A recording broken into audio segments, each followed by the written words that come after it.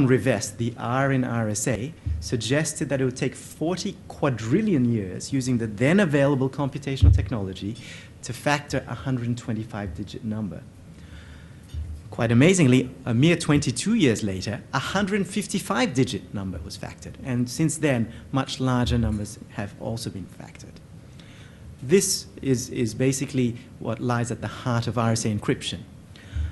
Also, you have the threat of a malicious hacker infecting a large number of computers on the internet with a virus and then harnessing their collective power to form a supercomputer. And thirdly, potentially in the midterm, the advent of quantum computers. It's an active area of research, and we already have algorithms, one in particular known as Shor's algorithm, which would instantly compromise RSA if we did have a quantum computer of sufficient scale. Also, just once, a new quantum algorithm for solving large sets of linear equations has been announced, and this may have potential implications for a number of the encryption systems that we use today. This problem becomes even more acute, returning to the theme of risk management in the context of information security. The problems that we just looked at, potential black swan events, become even more acute when we consider long-lived data. Data which we want to have secure today, but we would like its security to be preserved beyond a period of a few years.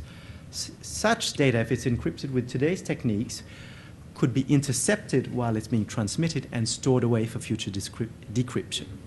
In fact, with the cost of disk storage of the order of $100 a terabyte these days, we understand that such activity is rife at the sovereign level. This puts certain classes of data at risk today.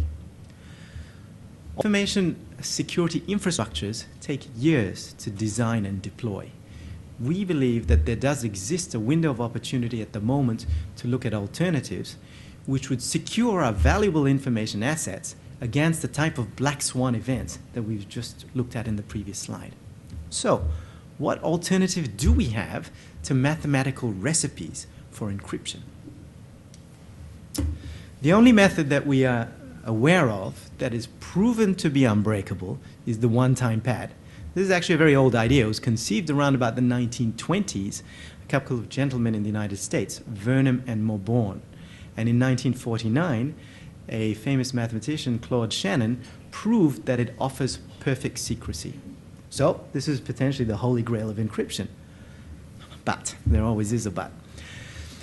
We need to have truly random one-time key material. Also needs to be generated and distributed securely.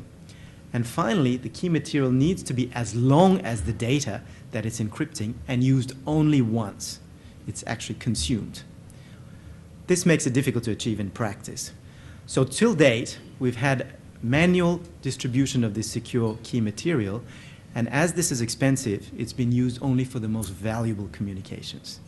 And it should be noted that PKI, despite its widespread prevalence, does not address any of these issues. That's where quantum cryptography offers promise. In a nutshell, it provides a mechanism for the transmission of a secure transmission of one-time pad key material, which is why it's technically termed quantum key distribution, QKD. It was in fact first proposed 25 years ago this year by a duo at IBM, Broussard and Bennett. And their idea was this, that you get down to the most fundamental particle, photon, and you encode random ones and zeros onto these photons. And when you're down at the fundamental quantum level, any observation of photons will necessarily affect them. Thus, any attempts at eavesdropping while these photons are in transit will result in detectable variations. They'll be revealed. Once it's been established that you've had a successful transmission of this key material and there has been no eavesdropping, the key material generated from that transmission can be securely used with a one-time pad. Now we have a game-changing technology here. We're no longer reliant on human ingenuity. We're actually harnessing the laws of nature. And it's your adversaries, eavesdroppers, could fully be aware of the technology and the composition engineering of your encryption system, but it will not help. The first realizations of this technology were actually achieved around about 1990, with the first becoming available around about 2004. However, adoption to date has been constrained by the performance and the cost of these systems.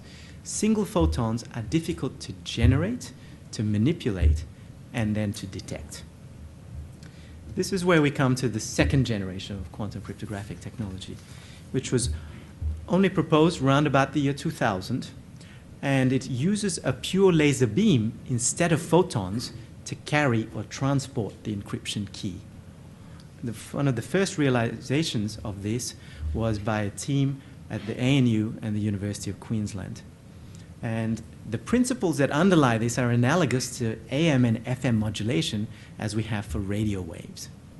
And again, because it's at the quantum level, any eavesdropping results in detectable variations. You will know if anybody is trying to eavesdrop on you.